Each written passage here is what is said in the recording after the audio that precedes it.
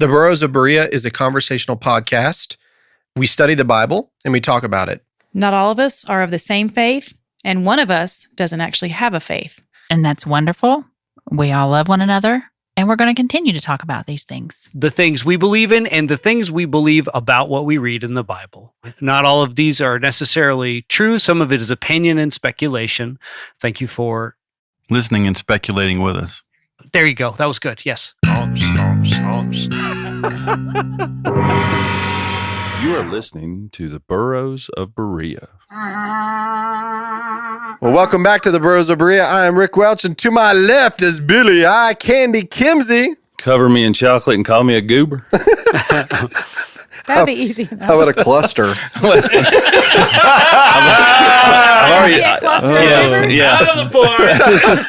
I've already did a cluster. Yeah, a goo goo. And Big Daddy Carter. Oh yeah, From the straight out of Compton, Ralph Hicks. Represent. Yeah, he actually did a chest bump. Did you see that? Yeah. Behind the glass, Rocket Man, Andy Bishop. Sarita, the Edge, Edgerton. I'm living on the edge. Yeah. I don't have. That's awesome. So, Cherry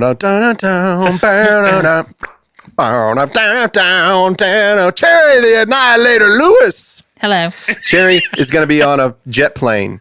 I should have did that. Leaving on a jet plane. Cherry is going to Idaho. I am. Yay! I wonder how far you guys are. heard it's I wonder how beautiful. far Fort Hall is from like Joel Rosenauer, because he lives in Idaho. Are you in the can't northern remember. part or the southern part of the state? Because he flew into Boise. Are you flying into Boise? No, I'm actually flying into Denver, and then we're going to drive. Oh, okay. But usually I fly into Salt Lake and then drive about 2 hours to Pocatello, Idaho. How far is it from Denver to where you're going? About 9 hours. Oh, why are you flying? Well, to see a different part. You want to see Colorado? Yeah. You're just going to see that. this big like horse outside the airport, and then you're going to be just driving in no man's land. For hours. Are you gonna go to Four Corners? I don't actually know where I'm going. I'm traveling with 2 other people, and her husband, was trying to ask me what I would like to do, and I just said, I'm just wanting to ride and not think and just look. That sounds nice. So Yeah, that's true. That's my plan. I love flying over the Rockies. Yeah, I do too. It's the damn coolest thing. It's very pretty. Yeah, it is. It really is. I like flying over Vegas. I've not done that. That is the wildest thing. You're just flying over like desert, and then all of a sudden, it's just this big light show down there, and you're like, "What?" And then you fly over, and then there goes the light Well, show. you got to and you're make like, sure to do a night flight for that one. Yeah, that's what I was. Yeah. Yeah. As a matter of fact, when the California fires were so bad one year that it actually blocked out the light beneath you. Couldn't even see Vegas. I remember that. Yep. And then I want to say that year, but there's probably 2 different years that could have been. it happens all the time out there. Yeah. Anyway, so we're back in the studio. We don't have Josh Sexton here, and he is going to be coming back. Talk to him. He's been battling timber rattlesnakes and blowouts on tires and dealing with a lot of stuff, but he's coming back. Like, it's the age-old question. If you want to get a man to just talk at you for 30 minutes, ask him what animals he thinks he could beat up. With him, I guess it's timber rattlesnakes. Yeah, I think he pretty said there was like impressive. 7 where he was at in Whittier, North Carolina. Trying to catch him for the Pentecostal church. For the one in Whittier, North Carolina. I mean, that's way out there, man. So we are going to. I would be an atheist if I had to go to a church like that. I would just say no. Well, Be even me and- Sarita. Even Sarita. Even Andy and Sarita. So tonight, I wanted to just. I didn't give you guys any notes because I just wanted to have a conversation about this guy who's been very villainized in the Bible, and that is the disciple Judas Iscariot. And there is a line in the scripture when Jesus says, for the man that betrays him, it would have been better that he'd never been born. And that always terrified me when I read that as a child. And That's not the exact verse, is it? what is it? It would have been better if he had never been born. While she's looking that up, She's what are you battling, Rick? You sound So stuffy again. You well- got COVID for the 19th time? yeah, I have not been able to shake this. And recently, as of yesterday at about 6 p.m., I got a very high-pitched frequency Matthew 26, noise in my 24. left ear. And I had a lot of people tell me that it's tinnitus or it could be due to my blood pressure. And my blood pressure got jacked because of whatever sick. I think I did have COVID is what happened. Okay. I didn't get tested, so therefore I didn't have COVID. Yeah. But Bingo. I just You've been hanging out with me, and you didn't tell me you thought you had COVID? Well, this is from before last week. listen. even. I've had this for like 5 weeks now. Yeah. No, it's like 5 months. Well, no, I mean I've had it off and on, like I There's said actually last a time. diagnosis for I think that. we It's should probably called turn the heat up in long here. hauler. I was Long gonna haul. get Ralph a blanket. Actually, you mentioned Yeah, it that. changed me. Like I had a very high blood pressure and real bad cough and like all kinds of stuff going on. Man. So it's just lingering. Oh, okay. So Okay. that but she's right. I'm called a long hauler. I'm like the semi truck of COVID. Way to persevere with that, big Rick. rig. I'm the big rig. Big rig. I got another Rick, Rick. nickname for him. Yeah. Sean? What did you Exactly. find, Sarita? Okay. But woe to the man who betrays the Son of Man. It would be better for him if he had not been born. Yeah. So It would be better, but you left out the for him part, and I think that's what did very- I say? It would be better if he had never been born. But so Those better two for things- him. Yeah. So- Yeah, it's a line. It's a fine line, but it's a line. Well, when we get in, I want to can see you, where you're I was going. going to say, can you explain to me what's different about what I said? Because I'm good with it. Do it. I'm good with it. I don't know where you're going, so I want to kind of wait. Okay. I think it's a mistranslation. Okay, I'm really not going anywhere. Okay. I think the point is that it's describing Judas Iscariot. We know that, right? Part of it. Oh, so you think that it's not all about him? What he's saying, it would have been better for him if he'd never been born? Well, that's one translation, but the translation that I read, and I read earlier today, I don't have my Bible, my actual physical Bible. You said 24 what, Rick? Matthew Matthew 26. Matthew 24, 26? I thought it was 26, 24. 26. 26, 24. Just like number backwards. You dyslexic? It also means peephole. Judas does. The noun. Really? Oh, really? Yeah. Wow. I didn't know that. Did you look that up? Yeah, bud. How about that? Like So a the little glory hole. For the eyes. For the eyes. All right, so in the King James, the NKJV, If y'all can see Cherry laughing. Oh, this is awesome. I totally missed it. So. Keep I'm reading. always on Sorry. the Yeah, outside go of ahead. the Well, you joke. were busy. He said that Judas meant peephole as a noun, and then he said a glory hole Just a little glory hole. for the eyes. A glory hole for the eyes. All right, the entirety of the verse says this: the Son of Man is going away, just as it is written about him.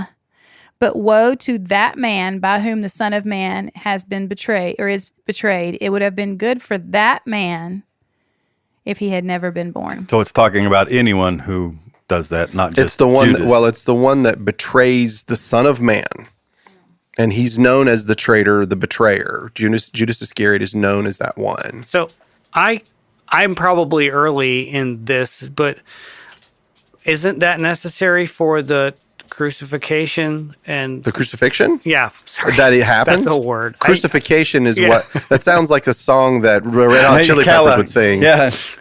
He got crucifixion. it's crucifornication. The original order of the words in the Greek manuscript translate, good it was to him, if not was born that the man that. So I know that's weird because we don't talk like that. That's how Yoda would Yeah, but say Germans do. it. Yoda. Good it was to him. Good it was to him. For We that changed man it. not born yet. So we changed it to good it was for that man. Good, it was for him. Yeah, sure. But Jesus, when he, in the whole entirety of the speech, when he says for him, he's talking about himself in the third person. When he says that man, he's talking about the betrayer. So it would have been better for Jesus if that man had never been born. That's an interesting way. That's the translation of the Greek. Now, I don't know what was meant by I it, like and I am that not translation wanting better. to speak for Jesus. No, but I like here. that. I like that translation better. It would be better for the Son of Man had this betrayer never been born. And then it references Interesting. Ecclesiastes 6:3. Says, if a man begets 100 children and lives many years, but his soul is not satisfied with goodness, I would say that a stillborn child is better than he. Wow. That's harsh. So if you're not full of and we know that Judas was not full of goodness in his heart. Would have been better that he was stillborn. I don't think we know that he what's wasn't filled with goodness in his heart, because I don't think he'd have been an apostle if he didn't have goodness in his heart. Well, okay. I'm with you, Ralph. The end result is actually we are going to get into that, Ralph. We are going to pull some of that. What were you going to say, Andy? Well, I was just going to have Sarita repeat that verse that she just said. Okay, hang on. That very last one, because I washed it from my memory already, because I'm a goldfish. 6:3? Yeah, I believe that's it. Yeah. Because what? I am a goldfish.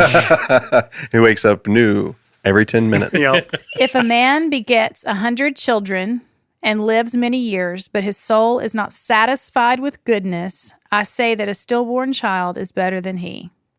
So how do we know what they mean by satisfied with goodness? Where are we getting It's that interpretive. from? It's interpretive from what the author of Ecclesiastes is thinking is good. That's one of those things where if I could dial a Greek, you know, Give me the Greek. yeah, Where's yeah. Sam's You want to number ask when you need we him? could ask the crowd, or you could call a Greek scholar. I would call a Greek scholar on that bad boy. I promise you. The dialect Greek. Something funny. Something doesn't line up, because to me that sounds like they're referring to a miserable human that has walked life miserable. Sounds like an email to Melissa Scott. Well, from the perspective of Solomon, that is believed to write Ecclesiastes, when he was writing that, most of that, he seemed to be most horribly unsatisfied. Yeah. He was So I think He was down on women for sure. I think he's talking about depression, not like sin. Well, I mean, you think about all that Solomon had. well, he exhausted everything. Exactly. And he, if he wasn't satisfied with the goodness, he had all what the world could have offered. Yes. He might have been talking about himself. Like, Yeah, he hey, could have been. Yeah, people usually are. yeah, exactly. So I wanted to ask, so Billy, tell me what you know about Judas Iscariot, just off the top of the dome. He was a disciple, followed Jesus, and then he took some silver, betrayed him, kissed him, and that was about it. So yeah. Okay. What about you, Rick? You might want to pass on me. Okay. You got a bunch to dig in? Yeah, I spun All right, around cool. on it. Ralph, do you have anything to add to what Billy said? I think I'll add when we get into the discussion, because I think that there are possibilities. I don't think we really know everything about him. I think that my opinion is, little old me, that he was a true disciple and he did believe. I think he got scared. I think he got scared that he saw that the Pharisees and the Sadducees were after him, and they thought that they were going to get killed too. I think he got scared, which is why he blew the whistle. And we don't know whether or not he took it back at the last second, and there are different writings on whether or not he did and whether or not he'd have been saved. Lots of writings on it. I just think that, he's a human. I like how you said that. He was the original whistleblower. Yeah. Yeah, interesting. Andy, tell me what, from your perspective, what do you know about Judas Iscariot?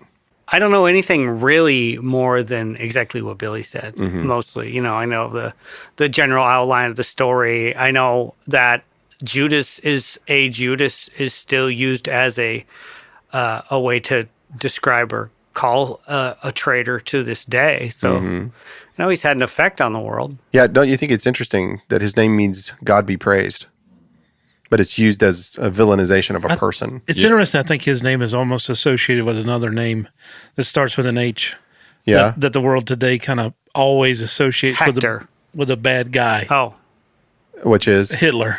Oh, Hitler. And Hitler wasn't a Judas. Hitler was a Hitler. Well, he they're both didn't still perform that same sort of role for somebody. But they're still bad guys. If you say the name, I don't think Judas was a bad guy. I think I don't think he was a bad guy. I think at the end he made a mistake because he was afraid. I agree with you, Ralph, on that point. But I say if anybody says Judas, it's referred to as a bad name, as a bad person. Yeah. Yeah, you don't mean they're alike. You just mean it's It's one of not a been on the small top- number of names. It's not been on the top 100 baby names For a minute. Forever. Yeah. Maybe ever No. in history since his. So don't call Judas your kid. Jr. But I just. Really? Judas Priest. But one of the heroes of the Jews was Judas Maccabee. Oh, yeah, that's true. Yeah. Sarita, do you know anything else in regard to something that hasn't been stated yet? I have been told, I don't I don't really know if this is true, that he handled a lot of the money, which is why he got upset with Mary Magdalene for doing the alabaster bottle of perfume on Jesus's feet. And he said we could have sold this and used it to feed the poor or do something with it. So I think he was maybe in charge of the money. Yeah, he was. And in some cases, they said there are some people that have said that they thought he had taken some money.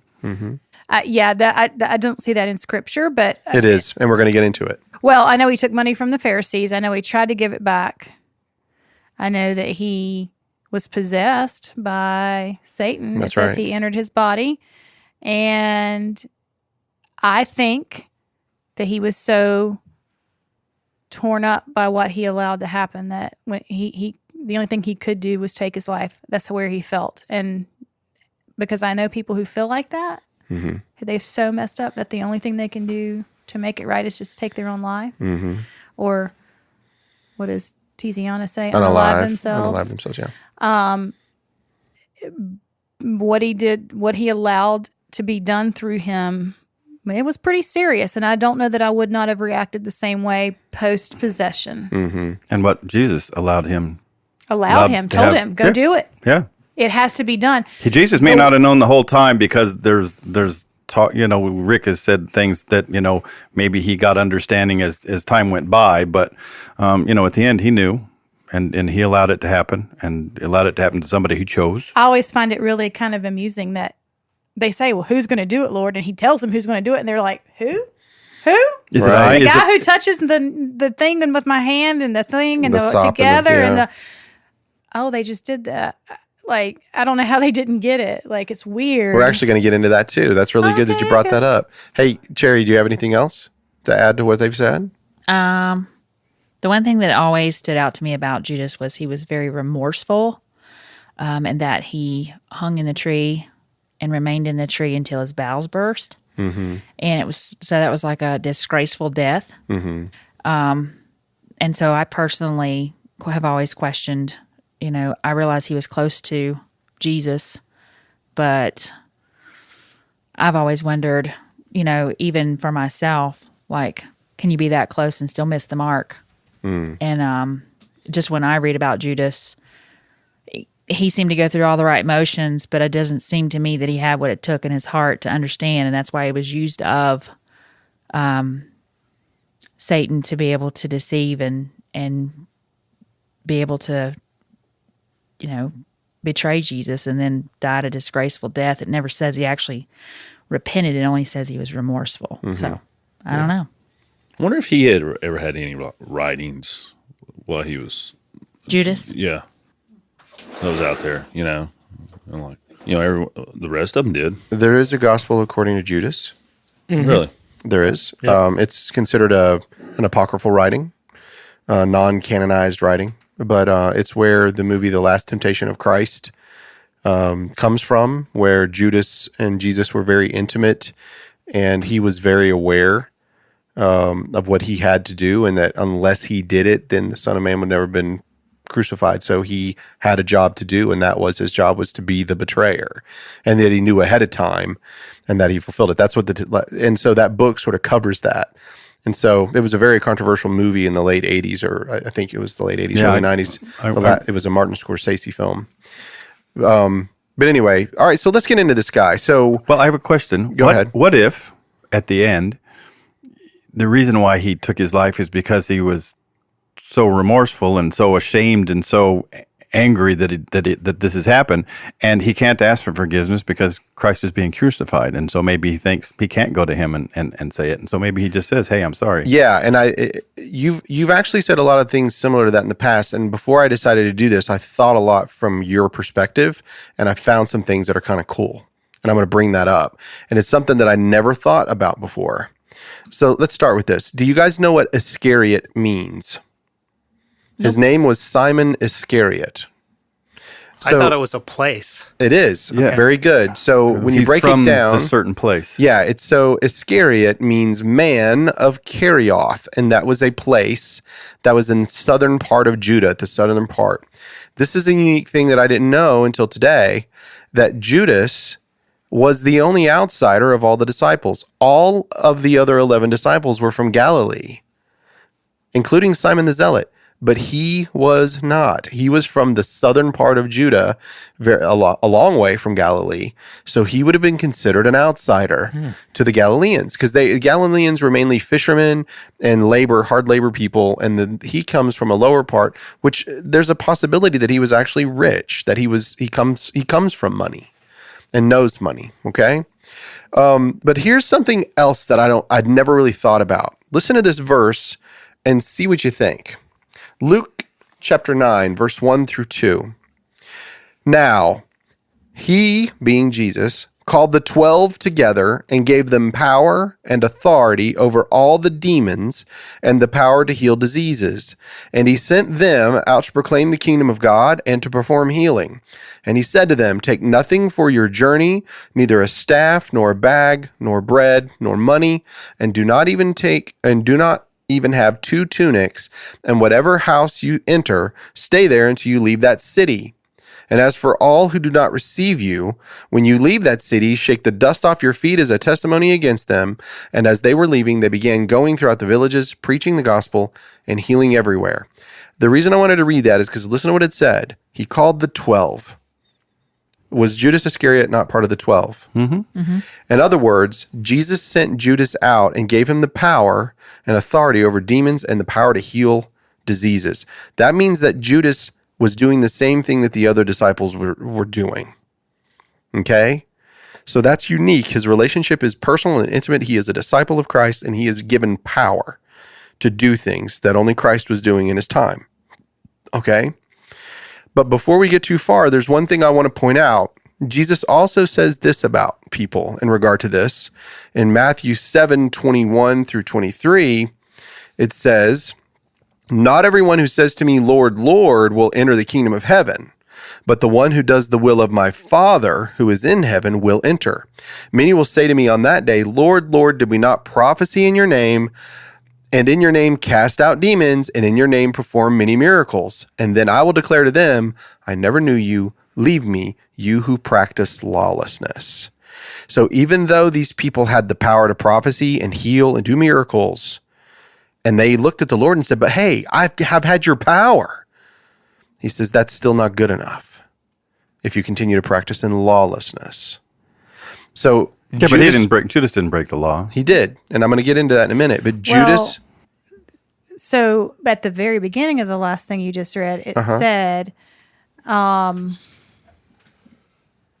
enter the kingdom of heaven, but the one who does the will of my Father who is in heaven will enter. Was he not doing the will of the Father? So he was doing the will of the Father in that time, but he says those who continue to do lawlessness. So they had the power, was in the will, but he also had his own will involved. And that's what this episode is really going to be about, is where your will and his will are at war. That's where this is at. Okay? But the final say on all of it is, if at the last second he said, I'm sorry, I screwed up, I got it wrong, forgive me, grace is there and he's saved. I would agree. I would agree with that. If somebody was, truly repentant of what they've done, then I see no reason why God couldn't have saved him. I don't know Judas's mind. And that makes me feel better, what Sarita said earlier.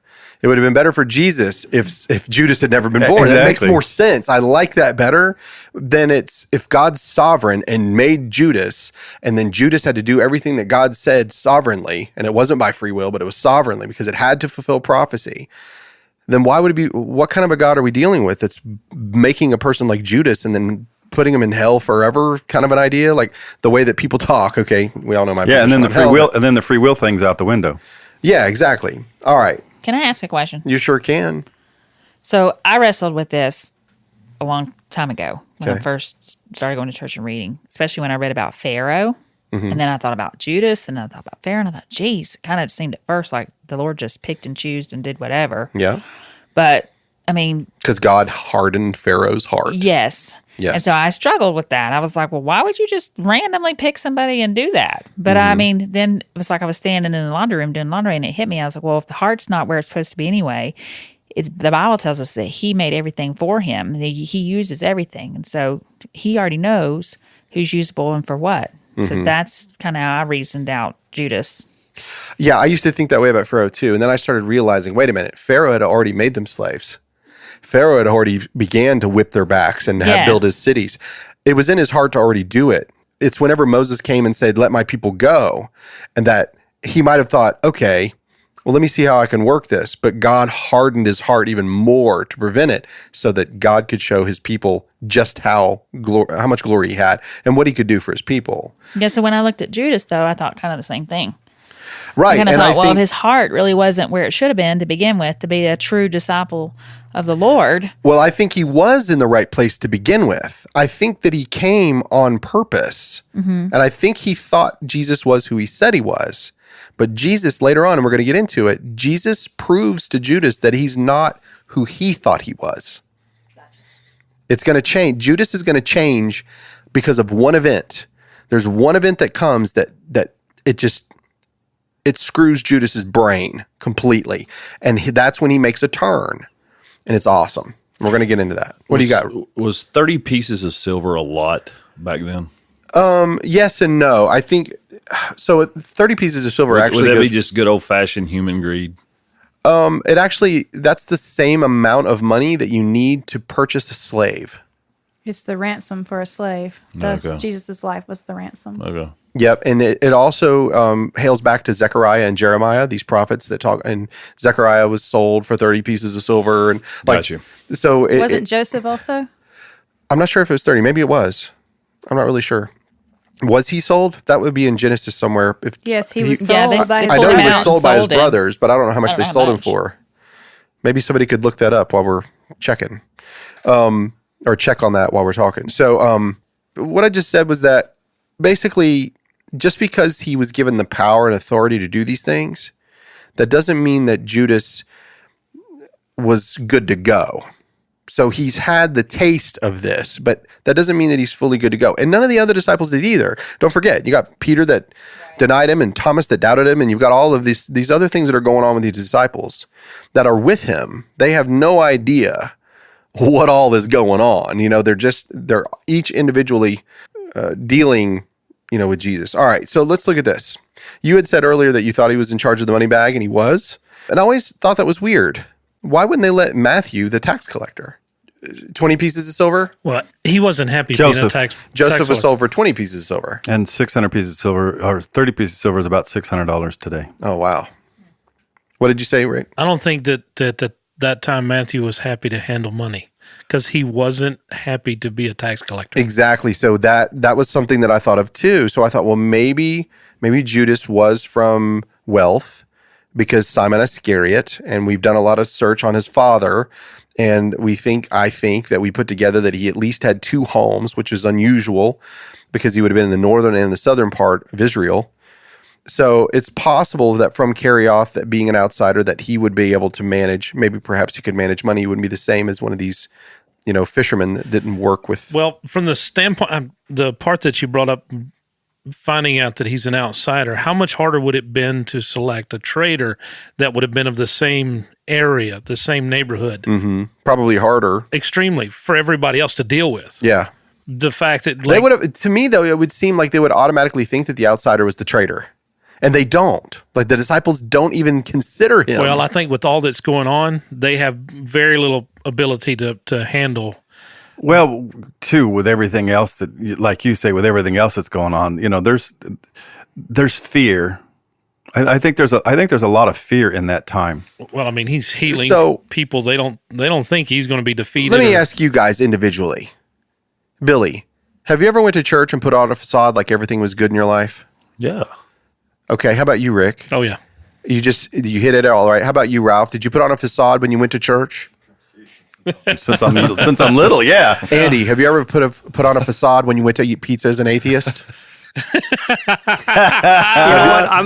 Because if I'm eating pizza, I'm genuinely happy. Have you ever been in a situation where I'm just Especially Andy. Case. you didn't want to be there, but you put on a facade Yeah, as of if you course. were? Yeah, I mean, you do that, I'm sure, with work. I mean, you don't want to go record just every hanging choral out group. at a Probably like right hanging now. out at a bar and people are a little too drunk and you're just trying not to be a damn drag. Yeah. Shit like that all the time. How about you, Sarita? Have you ever put on a facade when you went to church? This week. All right. Cherry, have you ever not put on a facade? Whoa. I'm going to be honest with you. This is your intervention. Cherry doesn't really Not fake it. freaking Nah. working. Cherry's not one of those people that fake it. She's just like looked at you like, you can just go straight to hell. Yes. But we're in church, Cherry. Though I meant what I said. Yeah. I say, if I can't say it here, I can't say it anywhere. I'm not Yeah. going to lie in church. You know, so- But you've had those moments. Church, yeah. Yes. You've had those moments I when you am. put on a show to make things think everything's okay. But yeah, because I'm more of a private person about my own self, so I just roll with it. You do. Yeah. Yep. And so what I want you guys to try to do as we continue to study Judas, I want you to think about the fact that Judas left his home, obviously left to whatever job he had, because anybody that went to a rabbi would leave their jobs and go underneath a rabbi. So he's left his home, everything behind, and now he's with these other men because he believes that this man, Jesus, is this. We're not even really given any details to why he's there now. Right. Where he came from, where He's was the just- meetup? That's right. He's just there. He's there. And so he's chosen. Now, we do know all of them were chosen. Yes. Jesus said, behold, I have chosen you. You've not chosen me. So he chose Judas from a crowd from wherever he saw him. And if you watch The Chosen, it was at his Sermon on the Mount whenever he shows up. But Yes. we don't know where it happened. But we Yes. just know that Judas was chosen by Jesus. And Judas is a part. And to me, it seems as we go along through this, you're going to start to find Judas speaks out a few times and really shows his colors. But so do the other disciples. And so when it happens, it's almost like they're all putting on facades for the master as they go. But then it gets real. Well, And Jesus stays with them long enough till it gets really real for them. Did you notice that if you like your investigation, you notice the sort of significance of the call outs or the names or the way it was written between the synoptic gospels? Uh-huh. Did you notice that? Yes. How it completely changes? Yes. I have noticed. Oh my gosh. So, all right.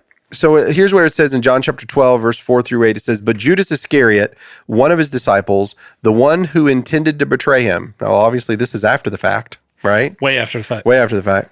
Said, why was this perfume not sold for 300 denarii and the proceeds given to poor people? Now, he said this not because he cared about the poor, but because he was a thief and he kept the money box. He used to steal from what was put into it. Therefore, Jesus said, leave her alone so that she may keep it for the day of my burial. For you always have the poor with you, but you do not always have me. Now, when you read the other accounts, it sounds like it's just the disciples, but he is aiming it at him Directly. Yes. Yes. The other synoptic gospels, there's no names. No. It just says some. John is pointing out that it was Judas who had the problem with this. But who do you have a problem with?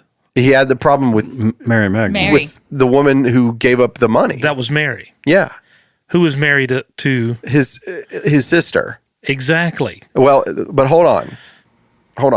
You're talking about Lazarus. I know where you're going. So because we talked Blame about that. Lazarus. It's because It's Matthew, Mark, Luke, and and Lazarus. it's all of this really intense, intimate information comes from this one source. And why is it that John's gospel is different? Now, I don't want to get into all the Lazarus stuff, but at the same time, I get it. Like, why would he be mad? Well, Mary and Martha, that was their money. They didn't. But he said, why didn't you give it to the poor? Now that was, and remember, there's a time where this happens in Simon Iscariot's house, and then there's a time when it's happening in Bethany. Okay? So, all right. So anyway, the Gospel of John makes it very, very clear that Judas was the one that had the money box, and he was also the one that was a thief. So we know that about him. So we also learn that Judas sold out Jesus for 30 pieces of silver, and it says it in Matthew 26:14. Then one of the 12, named Judas Iscariot, went to the chief priests and said, what are you willing to give me to betray him to you? And they set out for him 30 pieces of silver, and from then on, he looked for a good opportunity to betray Jesus. So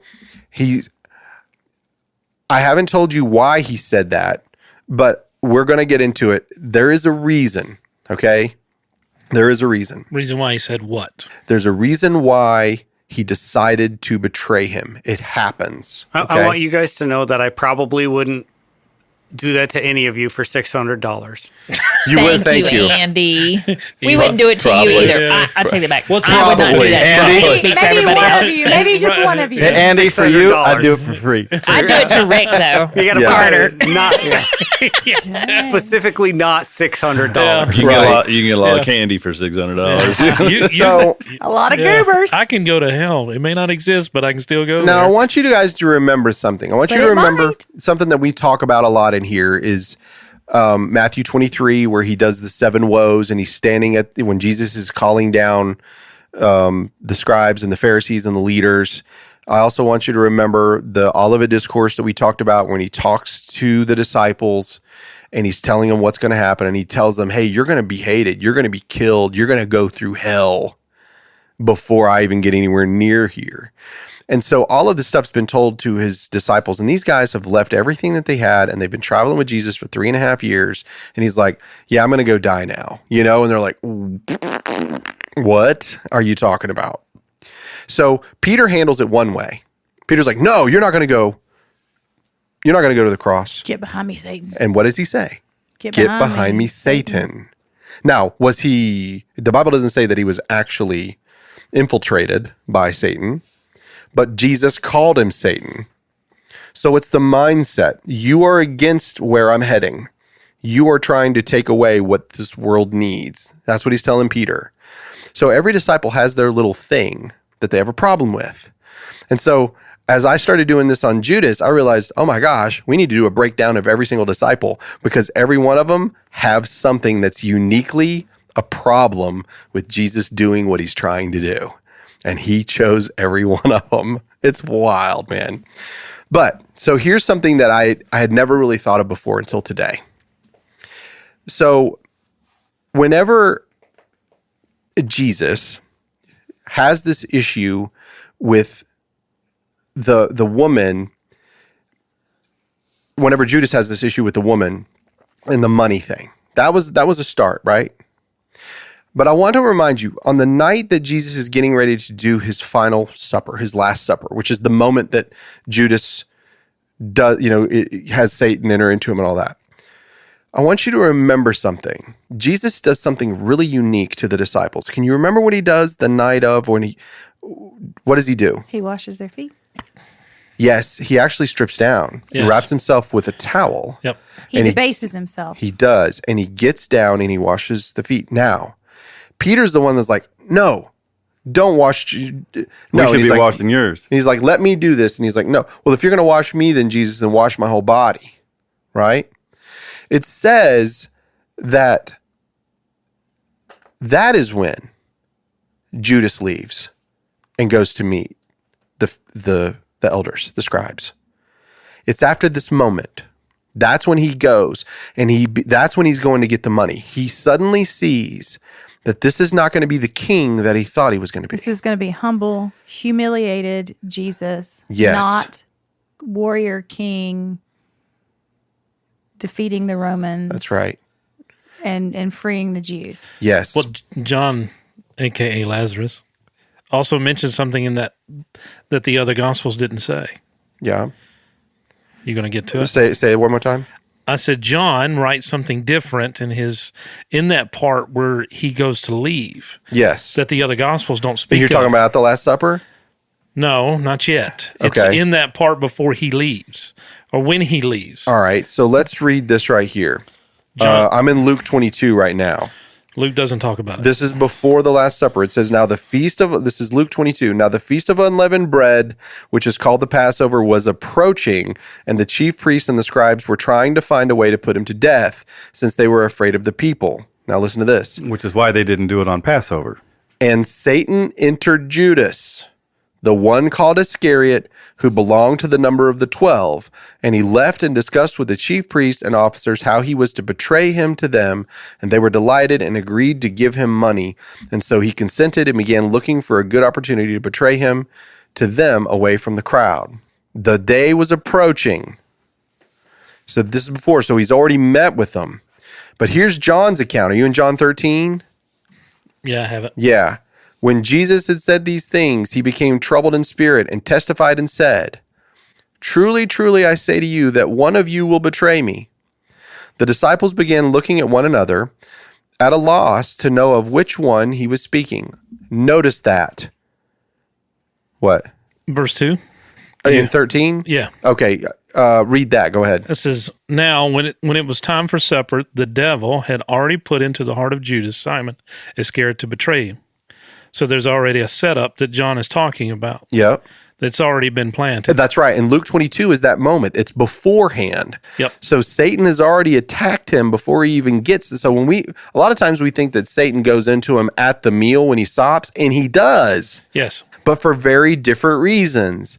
Each time that Satan puts something in his heart or takes him over or possesses him, there is something unique that's going on in Judas's mind. Well, And I'm saying that because as believers or people who are think about God and think about your life, you got to find out that there is a place where the rubber meets the road between your will and his will and what's going on. And that's what's going on.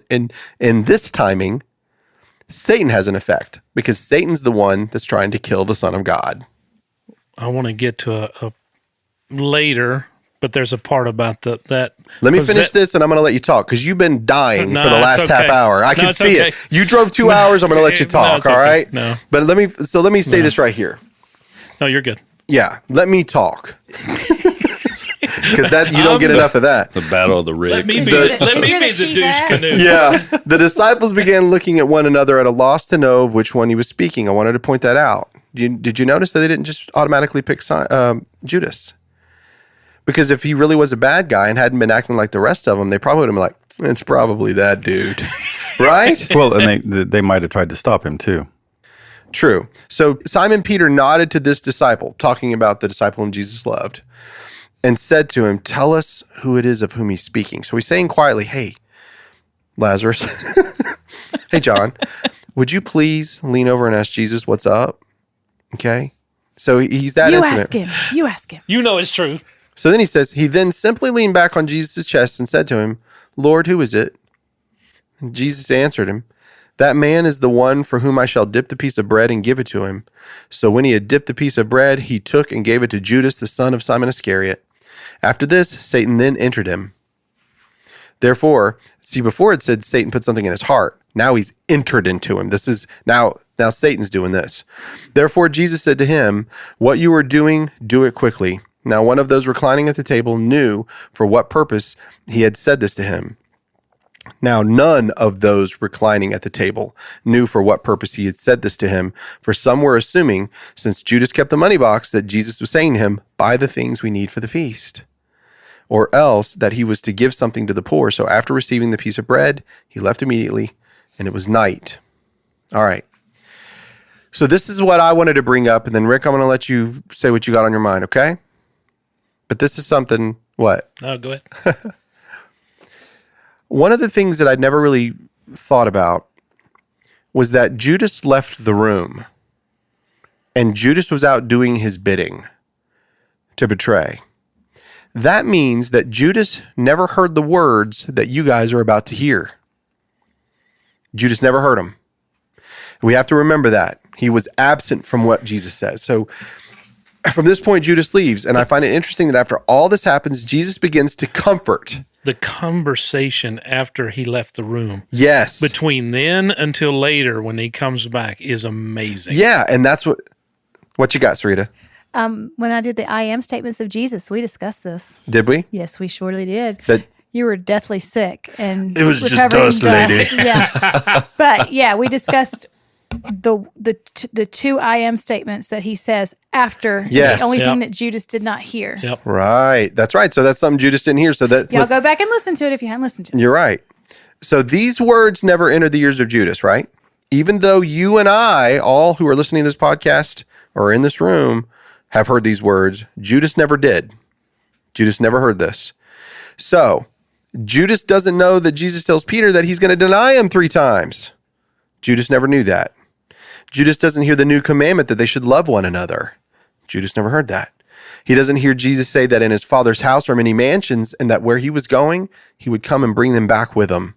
He never heard those words. Right. Judas doesn't hear Jesus tell Philip that he and the Father are one. Or, hey, Philip, have you not seen me? He wasn't there to experience that. Judas doesn't hear Jesus say that whatever they ask in his name, that he'll do it for them.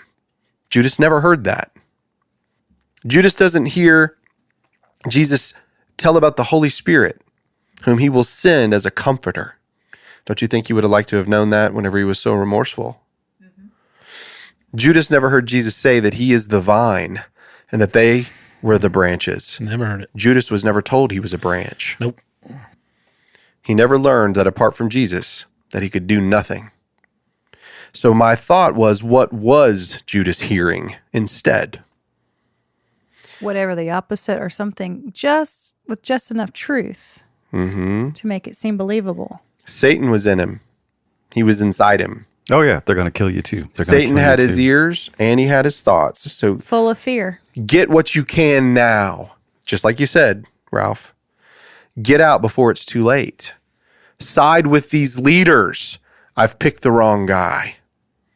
Jesus told you that he had no intention of taking the kingdom by force. Don't you know? I don't think that he thought he picked the wrong guy. I always thought that he was afraid because of what Jesus was doing and ticking off the Sadducees and the Pharisees were after him for that they were all going to be killed. Mm-hmm. People do crazy things out of fear. I mean, we have just lived through a time period where people were afraid to go out of their houses, and we do things out of fear that we wouldn't normally do. Mm-hmm.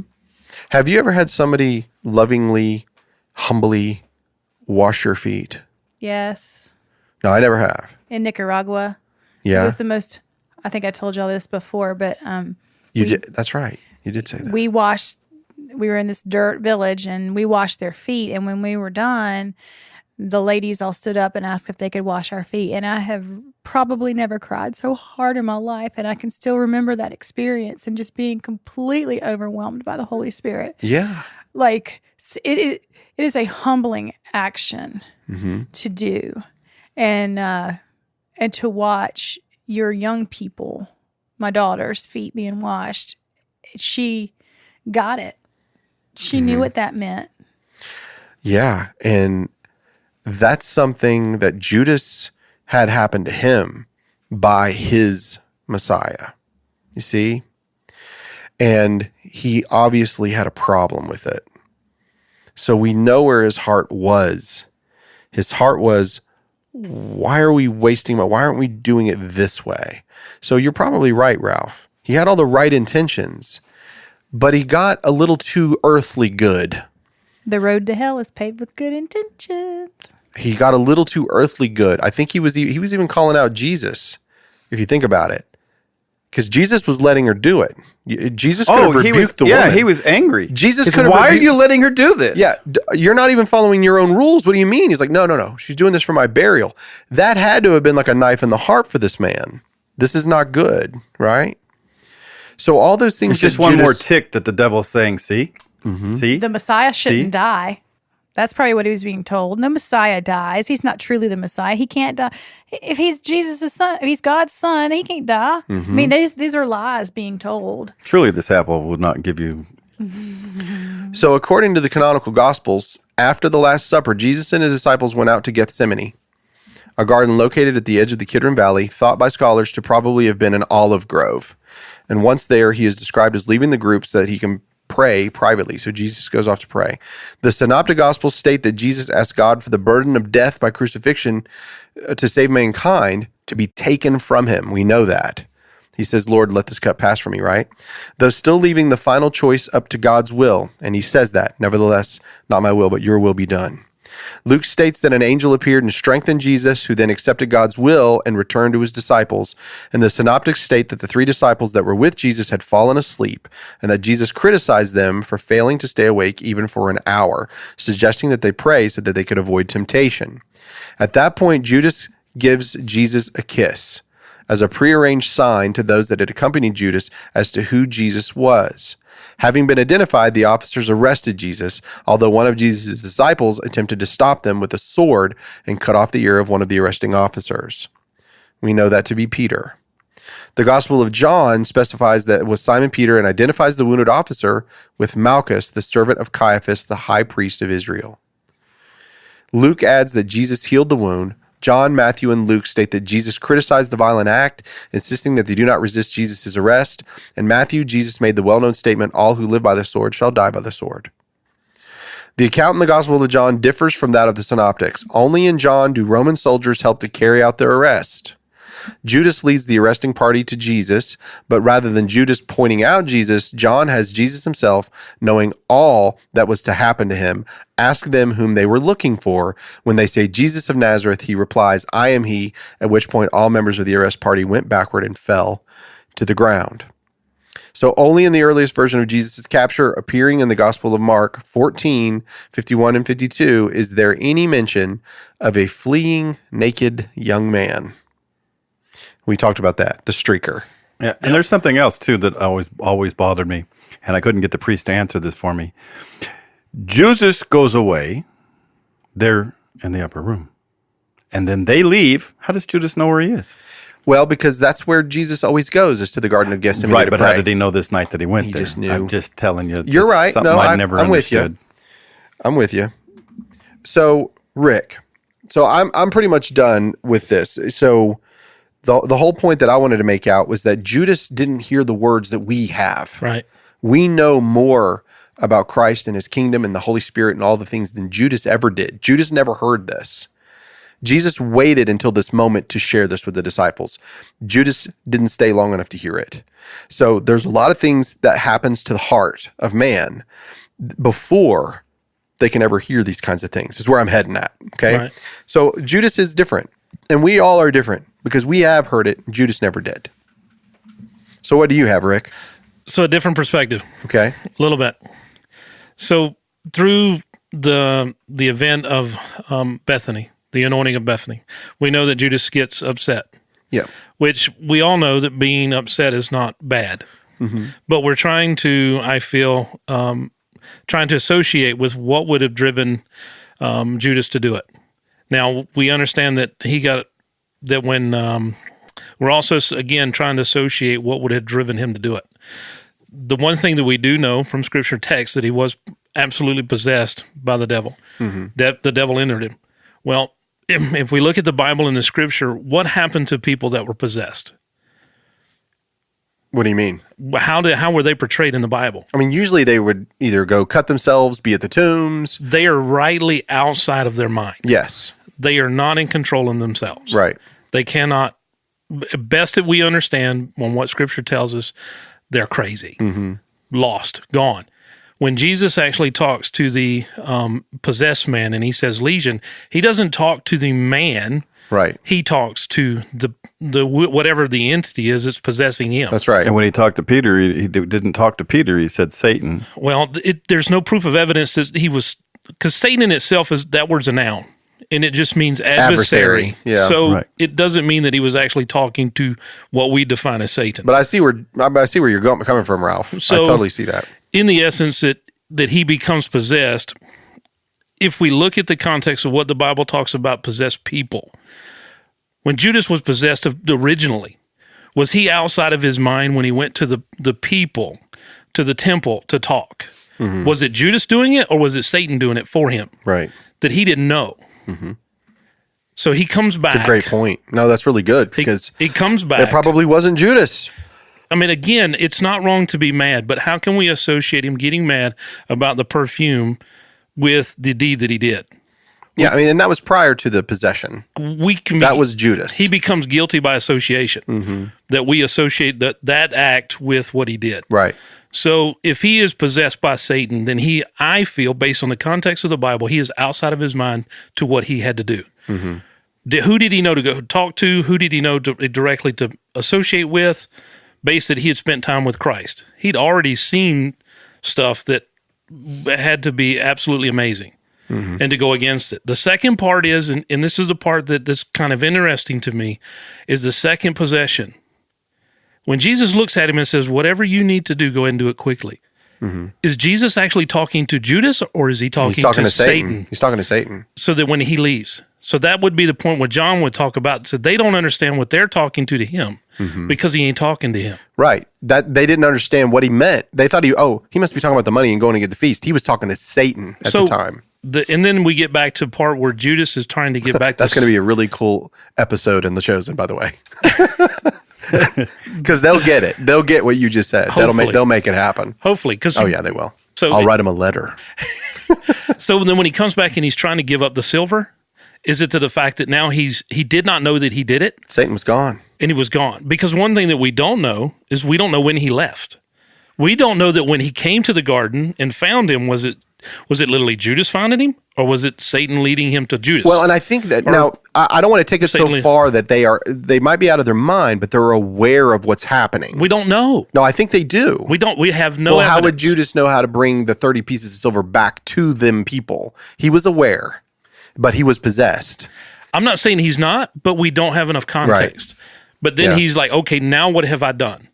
He didn't realize what he had done. That's my perspective, just looking at it, that he didn't know, and now he's freaking out. And so most likely it's the way that we think. Whenever our heart works against God, in that situation, if we were possessed by the devil, then the devil would use the heart that we have to work against whatever Christ has planned, think about right? temporary insanity. You come upon a situation where someone has done harm to one of your children and you freak out and you kill them, and then the adrenaline leaves and you sit and you're looking like, oh my God, what have I done? Yeah. So like, will I go to jail and the rest of my family won't have me and I won't be there for them? Or did I kill someone? I mean, same thing there. Sure. Yeah.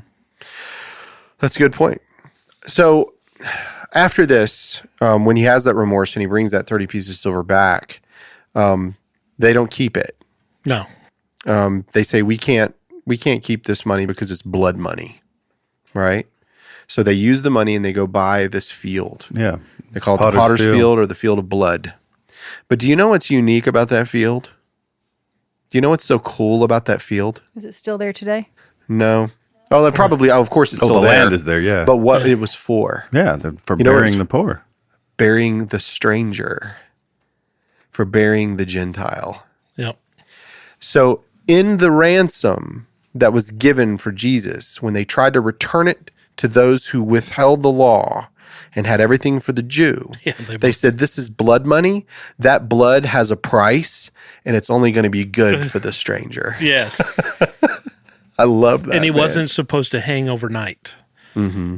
And they left him overnight. Jewish law said he couldn't be left overnight. No, but he did, and then he fell and burst. Yes. I do want to say something to what Rick Carter said about possession. Now, I listened You can call him Big Daddy. Oh, no, I can't. With your the Blanche Lord Devereaux says, voice. take no one else as your dad, as your father. Sorry. Hey, Big Daddy. Anyway, I listened to another podcast where it's done by it's done by one of the most premier exorcists in the world. It's very good. It's very chilling and very scary. So if you don't like scary stuff, What is this? It's a podcast called The Exorcist Files. Oh, wow. And it's done by one of the top 3 in the Catholic Church. Exorcists, take it for what you will. They seem to be very good at it. But their possession stories vary. So sometimes the people who are possessed by whatever entity or entities remember. It was like they were in a hole. I think that thing in Harry Potter where he took the body of, I can't remember his name now. My daughter would be so embarrassed, but he put the actual guy in the box in the basement and he actually portrayed him. You're talking. Yeah, I know. You're talking about the Goblet of Fire. Yeah. And so Mad-Eye Moody. Mad-Eye Moody. Yeah. Yes, but so sometimes it was like they were in there, but they were trapped inside of a cage or a box, or they couldn't get out. They were aware, and then other times they weren't aware at all. Mm-hmm. What was that second movie from Broken Glass? Remember? I think we were talking about it. Split. Are you talking about the that character that had that multiple personality disorder? Mm-hmm. and his personalities didn't seem to know what the other one was doing. Well, Right. and Nefarious is the same way. If you've seen the movie Nefarious, I haven't, but I've heard it's where really good. He doesn't remember what's done to him, and then he has to pay the penalty for it because it's bizarre. Like, so I don't know that we have. Like, I've never been possessed, so I don't know. Neither. But yeah, I can imagine it leaves a mark that only Jesus Christ can undo. And Yeah. Judas did not have that knowledge, as far as we know, that he was the resurrection and the life. But he still had the ability to say, I'm sorry. He did. He did. Yeah. And I think that his remorse was probably true, and the fact that he did unalive himself also says a lot about how he felt about what he'd done in the world, what he'd achieved, which is something that he was not willing to live with. So that says a lot about him. And now, it sounds to me like he hung himself prior to the crucifixion. It does say he went Immediately Yes. because he had known that he had condemned the man. So while Jesus was going through trial is when Judas discovers this. And so, because it says, and it was night, remember that? And then he betrays him, and then Jesus is in. Now he realizes that Jesus is going to die, and it says there's a chance he could have went back to the temple when Jesus was on trial that's right. to try to give the money back then. And Yeah. they're like, no. It was immediate, actually, because Yeah. he knew he had been condemned. But if you notice, he hangs himself, and then Jesus is standing before Pilate. So Judas is already dead before Jesus even goes before Pilate. That's already happened. So, yeah, so that was a bummer. Sorry about that. But, it's a very interesting topic, and I've always wondered about these disciples and why Jesus chose the ones that he did, and every one of them have some sort of an effect, But I'm right along with Ralph. I think he shouldn't be portrayed as bad of a dude as we tried to. I want to take a poll.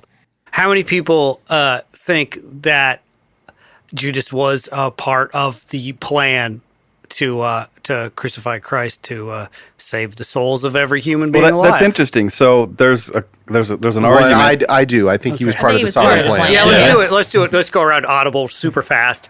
We'll start with Rick. Yes, I definitely. He was Billy? part of the plan. Yeah. Okay, Rick. Yes. Ralph. Ralph's a yes. Yes. Sarita. Yes. And Jerry. Yes is all around. Yeah, All right, if, cool. What do you if think? it wasn't Judas, What do you- it was going to be somebody else. What do you think, Andy? According to the story, According to the story, Yeah, this is then a Bible yes. podcast. Canonically, then Yeah. yes, it would have been a part of the plan. Yeah. It would have had to have been, because if it wasn't, then there was no plan. that's right. Right. Right. Logically, Yeah. there's no other answer. That's good. Yeah, there's a small thing that argues that if Jesus foresees Judas's betrayal, then the betrayal is not an act of free will and therefore should not be punishable.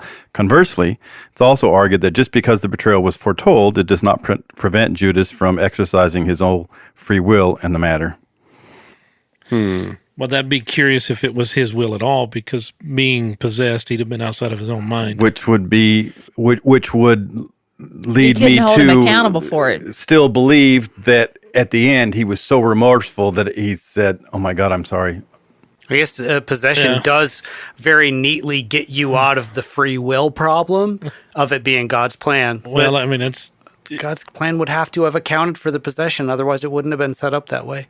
So, Yeah. yeah, you're still trapped in it. Yeah, no matter well, what he you do. went and gave the 30 pieces back, so some part of him came back, and then he was remorseful, and then did what he did. So, my hope is, I have no idea, and I think one day we're gonna be gone, and God's I've gonna seen a lot of show us the remorseful error of people. our ways. But Sure. Yeah. People do dumb stuff all the time. And Yeah. often they figure it out. Maybe not in time. Maybe he cured himself since he was trying to get demons out of other people. Yeah, I think for the Maybe. longest time, my perspective was that Judas was just the villain and bad guy, and sorry, it's too late for him. But after thinking about the things that he missed and the things that he was a part of, and how even the disciples didn't see him as a betrayer until after the fact, I think it took him by surprise.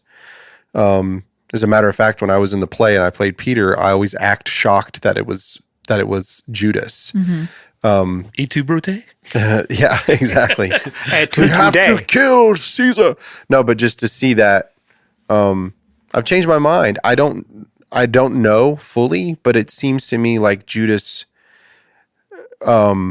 was taken out on purpose And I really like the way that, and I hope Sarita's right, by the way, that says is that it would have been better for Jesus, that's if awesome. Judas had never been born. I like that interpretation, and I Good job, hope that's Sarita. true. And if it's not, Yeah. I'm going to be pissed at somebody. Like, Well, I so mean, bad. him and he, there's Well, that was from a Greek scholar. I So like what do it. I know? Oh, she him dialed a and he Greek. does Call not. a Greek. Does I not, know, 1-800 Dial a dial Greek. Greek. What a callback. We need that. him and he does not mean it is the same person. Right. Does That's it- true. What are your pronouns? He, him. Yeah. So So yes, that's a good job, it's Sarita. good stuff. I like that. So I haven't done this in a while, but can you guys tell me what a pirate would have called Noah's boat? Ooh. I have a joke. Let's hear it. Oh, wait a minute. Wait a minute now. I just Is this visited. PG? I just visited the Ark in Kentucky. You did? I did. I bought a year pass so that I can go back again. Oh, that's awesome. Was it awesome? Where? It was The yeah, Ark It was is very amazing. nice. I haven't it was- been there. It was a lot bigger than my mind pictured it was. My husband and my younger son got to spend the night on the ark. Oh, I've seen that. I feel I've like seen yeah, where you I feel can like do that. either you've mentioned a that lot or of maybe information somebody there. else did. think I mentioned it. Said Dinosaurs. that happened for them. And you can get into with the pass. You can get into the museum too. So I'll be going to that. I was The Creation Museum? I did not have enough time to sit there and read as much. It was You need to take There like were so many days to do things that. that Yeah, I my didn't- wife's cousin went and they stayed for like 3 or 4 days, and she said or 4 or 5 days, and they got to see everything. Yeah, you got to be there's real so nerdy. many things you don't think about that it makes You you, do. think about. I mean- It's just Read, huh? amazing. Yeah. So you got to be a Presbyterian to go. That's where you learn about. I don't really know much The about only religion that Presbyterian, but reads. you That's know. where you learn about dinosaurs. Are you ready for my joke? I'm ready for your joke. Let's hear the joke. Give it to us, Jerry. Right. I love this girl I work with. She's so ready. hilarious. So, You ready to cut this? what? Not a no, chance. it's not that Wow. bad. It's not that bad, says the woman who what- said ant holes. So, what is a circumcision gone wrong called? Sheesh. Tragedy. A ripoff. Holy mackerel. Oof. Ouch. That's Yeah. what I'll Jesus. see you tomorrow. That's too bad. Billy, Yeah, they're- thanks for being here, buddy. Yeah, man. Big Daddy, Oh yeah. we're going to get out of here. Later. Ralph, Andy, Represent. Yeah. Yeah. Thank you. Sarita, Cherry, thanks so much, Cherry. Enjoy your flight. Enjoy the time. We want to praying hear for about. you. Yep, we'll be praying. Thanks. We want to hear about this. Your mission trip to the Fort Hall Reservation to do a vacation Bible school for little Indian children, which is Can awesome. I bring Ella to do her testimony about her trip to Jamaica? Will you? That'd be cool. Can she come? Don't know. We'll see. I'm good with that. I would love that. It'd be neat to hear about a She's- trip to Jamaica. She has split her toe, Oh. bathed in the river, and gotten very sick all in 1 week. I want to say something really cool, and I hope he doesn't mind that I'm doing this on the air, but I'm doing it anyway. So we had a man that went on our Facebook page and said, "I'm no longer going to listen to you because of what I talked about with the pronouns." Uh huh.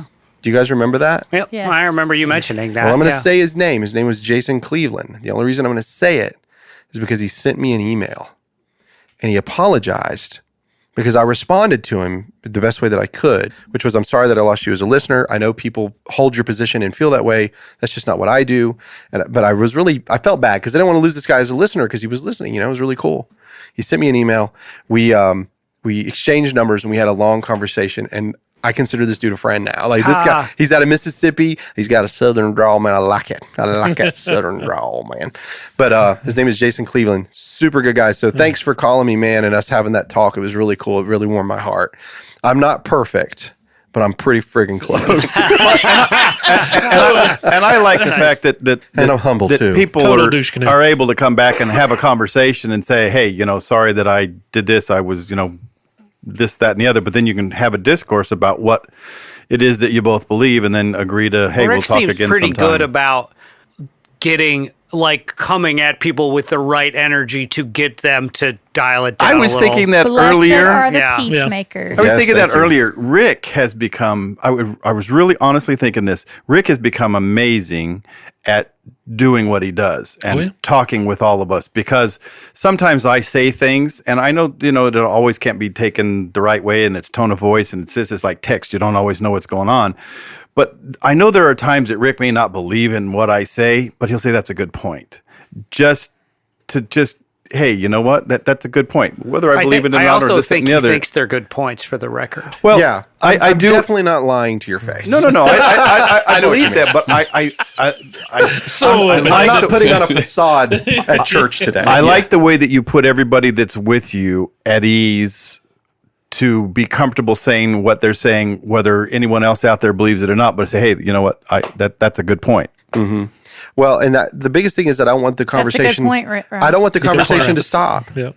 I don't want the conversation to stop. I No, don't I want think us to you've get to the gotten point really where we good have at- to quit talking to each other. I think you've gotten really good at what you're doing. And so here. I am going to go solve the problem and bring peace in the It's Middle all East. done. It's all done.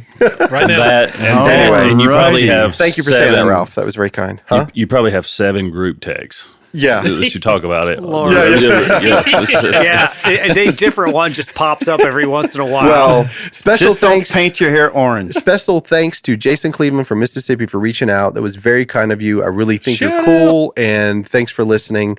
And I'd like to bring him on one day and talk to him. You know, I think it that's takes a awesome. stronger person to reach out and apologize That was very and have a kind of him. conversation Yes. than it does to just absolutely say it does. something and walk away. Yeah, Sure. it says a lot, and I really appreciate that. He actually heard me on Zach Davis. He was listening to Zach Davis, so he wasn't listening to us, and he heard me on Zach Davis, and then he reached out. So it was really cool because I think I talked about him on Zach Davis. But anyway, very nice guy. Anyway, thanks everybody, and we will talk to you guys again next time on the Burros of Berea. Represent. Peace out. Later.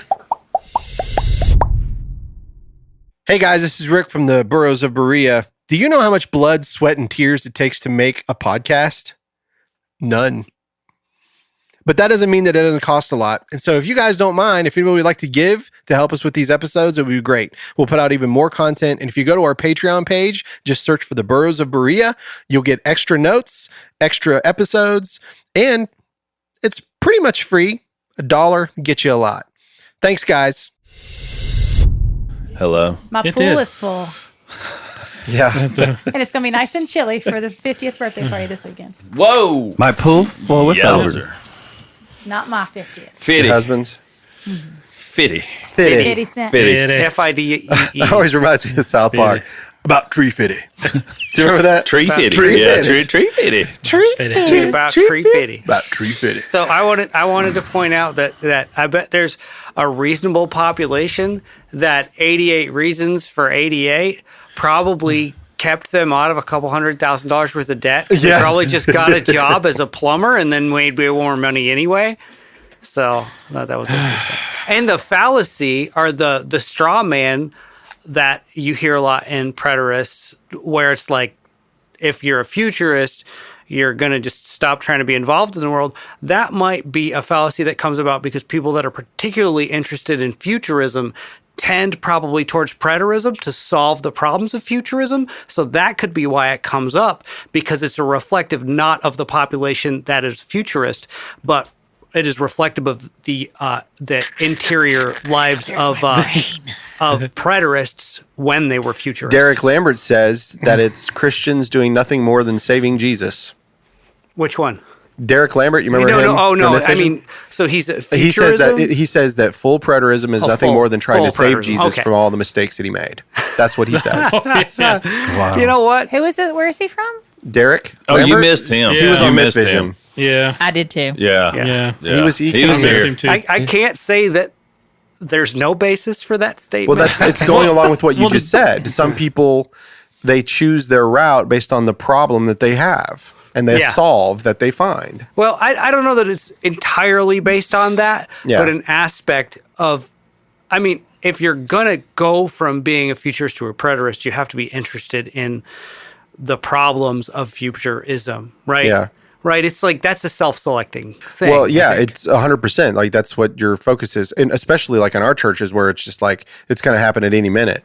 They'll they'll like, hey, raise your hand. How many people believe Jesus is coming soon? Boom. How many people think that if he came tomorrow it would be all right? Yeah, especially Woo! in a And everybody's church, freaking out. I mean, in that a church happens like that when they're really And so when you're pushing thinking it. like that, and then Yeah. all of a sudden, and then you're reading these verses, and you're like, well, wait a minute, what does this verse mean? And like, oh, that's not what it means. That's not what it means. Well, that's why they just don't read their Bible, because Well, they some of them can't don't understand it. and some of them do, but a lot of them don't. And those who really do read the Bible, you'd be surprised what they actually believe. They just don't talk about it.